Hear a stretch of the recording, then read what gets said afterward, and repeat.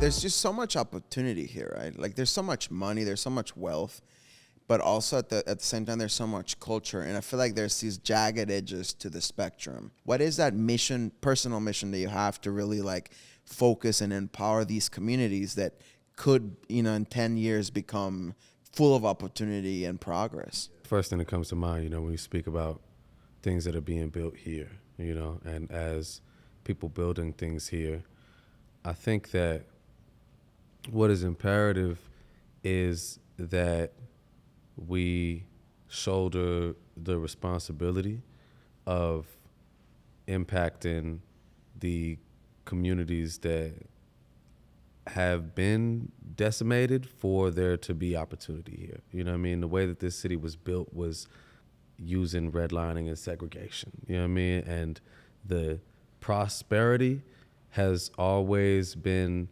at the expense of Black and brown communities. So I think that when building things here, it's necessary that we build into our ethos of our companies that we have programs, we have ways that we reinvest. It's not enough to be the shining example, you know what I mean? It's not enough to be the motivation for communities that have been trampled on to like look up to and be like, oh, they did it, so I could do it. You know what I mean? What we got to do is like, if I'm making $100, then I'm putting $10 into something that educates. I'm putting $10 into something that clothes or feeds, you know what I mean? Or literally puts roofs over people's heads. In recent years, you know, probably the last 4 or 5 years, I've just expanded and expounded upon my societal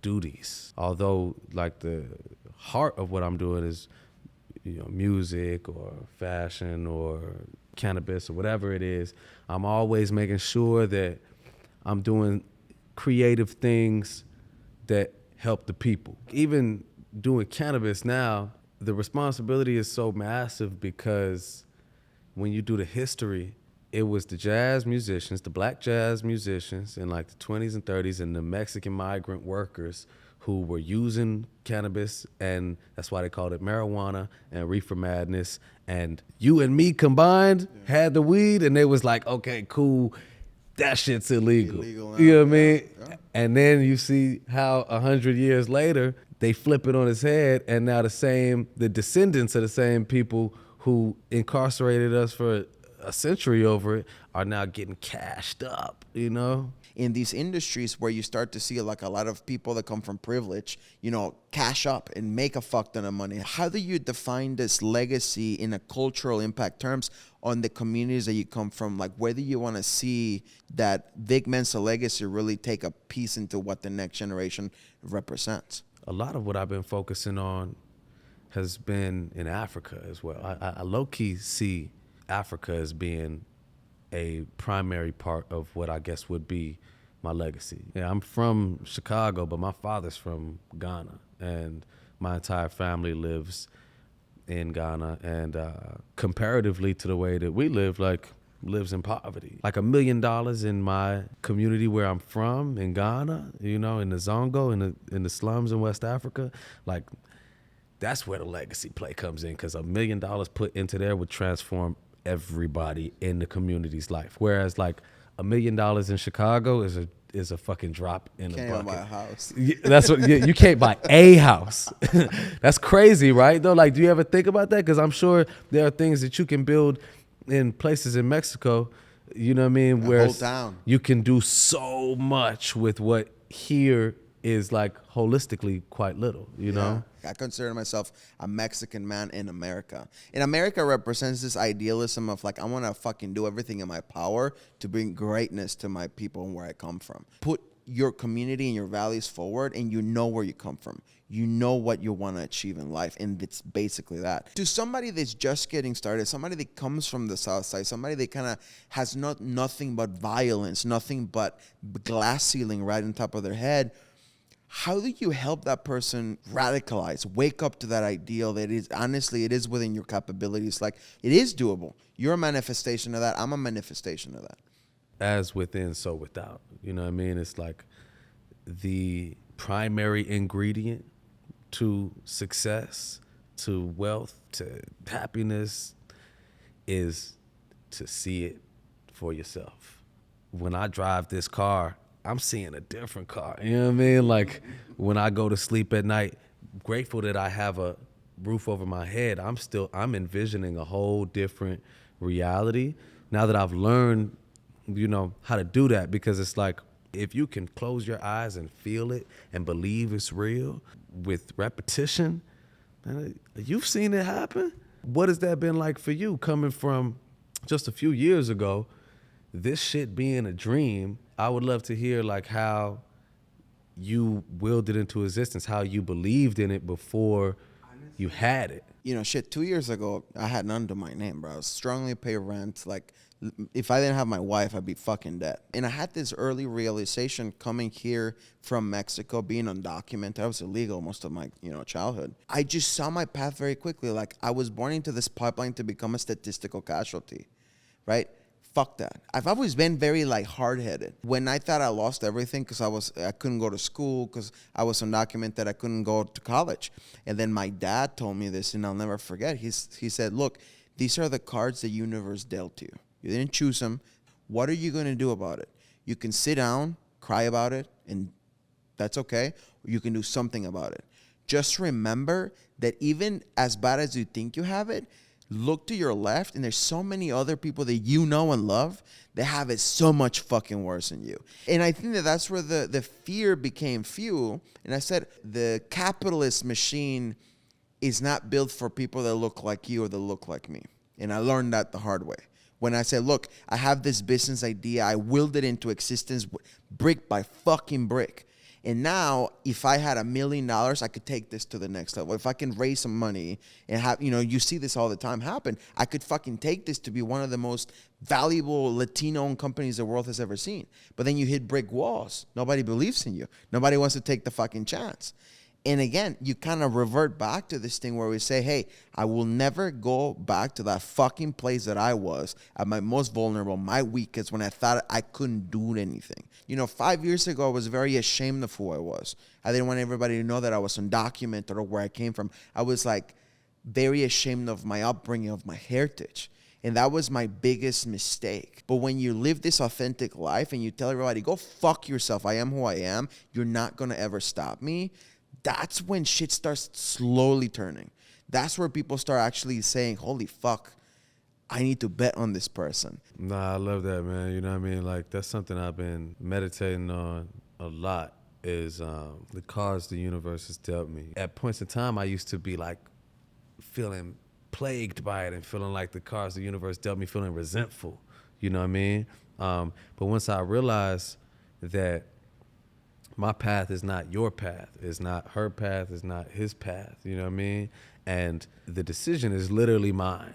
I can decide that either these difficulties that the universe has given me are here to hold me back and keep me down, or I can decide that these are obstacles given to me so that I can grow stronger by overcoming them. I've made a full stop decision that all of the difficulty I've experienced has been put here for me to grow stronger than I would have did I not experience that shit. You know what I mean? I gotta be completely grateful, for my situation here because, I think gratitude is also the perfect antidote for envy and resentment and jealousy that we're set up for in today's society, because we spend so much time on our iPhones and on Instagram and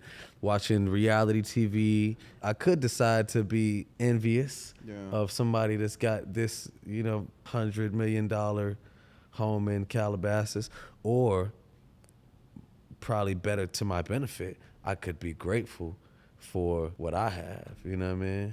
I agree with that so much because this comparison thing is so toxic. It honestly is. You waste a lot of time trying to compare and complain about what you think you have or what you think you don't have where you should just be focused on your lane. My parents to me are like that benchmark. They're like that ideal that I'll never be able to fill because they sacrificed themselves for me. You know, like they came to this country to work garbage jobs, shitty fucking jobs, working 80 hours a week, making minimum wage, not for themselves, but for me, for my sister, for my brother. And that to me fills me with this sense of responsibility again to be like, yo, no matter how many fucking zeros you have in the bank account or no matter how much success you think you've achieved, it will never fucking compare to what your parents did to you. And to me, the most proud moment of my life was I asked my mom, you know, how much do you make? She was working 60 hours a week, making $350. I'm not a millionaire. I don't have a lot of money, but I can afford to give you $400 a week. You don't work anymore. That's where I realized that impact doesn't mean billions. It doesn't mean Bugattis. It doesn't mean mansions. That was like something so small but so meaningful. That's the whole thing, to get your mama to stop working, man. You know what I mean? Like that's really where it's at. You know what I mean? My most proud moment was there's a friend of mine who was sentenced to 25 years in prison when he was 14. I was able to help him get free 12 years early. Wow. Through the pandemic, through just like some Hail Mary, you know, got his clemency to the governor's desk, and he came home 3 days later. Like, it was unbelievable. It was completely unprecedented. And that was my most proud moment because I was like, that's something that taught me the unquantifiable power of being able to believe in what you cannot see.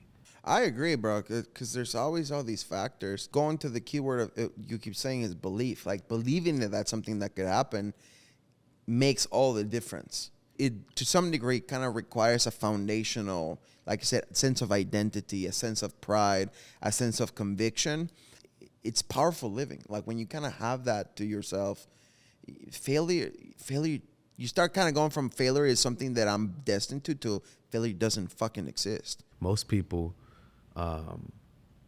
give up, you know what I mean? When they meet not one, but two, but three, you know, rejections, they say, okay, well, this is not possible. But those of us that, you know, had this path to trailblaze, it's like we recognize that, like, man, I've met so many failures, like so many rejections and so many walls have I run into until eventually I broke through, you know what I'm saying? And that's consistently in my life. It's like, even just as a writer, like, I try hard, you know what I mean? Writing music, writing raps, it's like, the shit don't just come to me all the time. Sometimes I gotta like go for days on end of like, oh man, it's not coming to me. Let me just keep trying until eventually I break through and I get something genius, you know? Each of those moments when I decide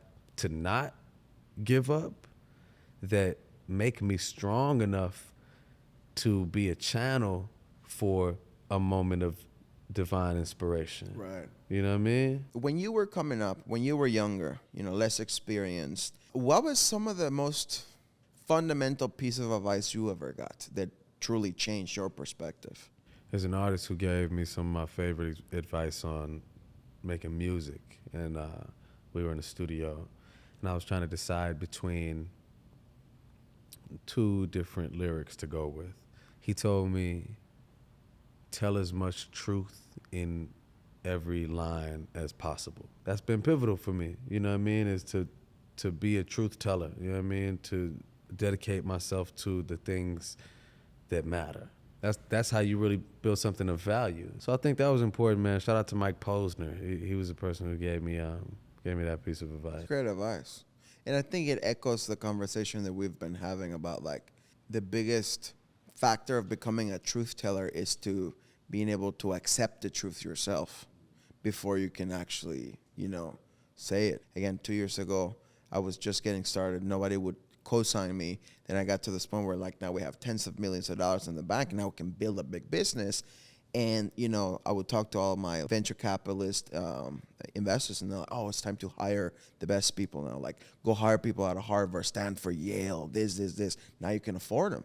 And I met a lot of people on that circuit. And then I kind of came to the realization, it's like, none of these people I'm talking to, they're probably the best on paper, none of them look like me. I kind of had this moment of fear where I said, okay, what I'm building is going to be successful because I will fucking die before it isn't. So what happens in 5-10 years when I'm ringing the NASDAQ bell and I'm a billionaire and I achieve what I thought that I wanted, and I look to my left and I look to my right, I'm the only one again. I'm the fucking one Mexican in the sea of wealth now that we created. And that honestly gave me fucking nightmares. And I was like, I can't build just for myself. I have this biological responsibility to my people and the people that I want to champion, to not only just make it for myself, but like be a springboard of opportunity for those. And that's when I say it might take more work. It might be harder because you're taking bigger chances on people that may not have the experience or may not have the pedigree or may not have come from a good school. But I come from nothing. I'm a college dropout. You know, somebody had to believe in me for me to get to where I am.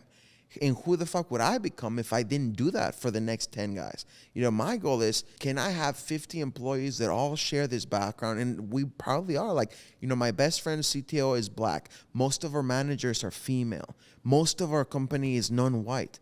And that's something that I'm very fucking proud about because they look like me. They share these values. And more importantly, share this sense of responsibility to the fucking culture. And then they go invest in their communities. They go get their mom, you know, out of the hood. They go invest in their friends and cousins and everybody they love. And that's how the fucking ecosystem gets balanced. Any motherfucker can get rich. Not very many people can actually create something that means, bro. Yeah, that's special, man. I love that. Cannabis is all the rage now. It's like a gold rush type of fucking time. And it's probably one of those like once in a generation times where like somebody can make a fuck ton of money. But like so many people 10 years ago that look like you and me are spending their fucking lives in jail for this. So obviously now that like the white capitalist machine has kind of like taken a look into this, and you start to see all these companies go public and make millions of fucking dollars on something that like we know is illegal because of racism, right? How do you approach that, and how do you like build this black-owned cannabis brand that now is empowered on the other side of history? I decided that with 93 Boyz, a central ethos of the company was going to be that we use a portion of our proceeds to create things that invest into the community. You know what I mean? So there's people making billions of dollars in Illinois off of weed, and none of them are of the black community. That's insane. You know what I mean? Like this is something that has been used to irreparably alter the course of many black families. Cannabis, that is, you know what I mean, and its criminalization. So as more black people enter the space, my hope is that we can really build community through collaboration and coalition building. Because, man, the truth is that they ain't going to give us shit. They're not going to give us no space. I mean, they bogarted this shit and strong-armed it as it stands, you know. But my plan is to build a foothold in this industry and bring my people along with me. Yeah, we're not each other's enemy. The culture that we've kind of grew up in made us feel like we have to fight with one another because only one spot available. But like Latinos and African American community represent probably 40% of the buying power in America, trillions of dollars worth. But we don't take in 40% of the returns.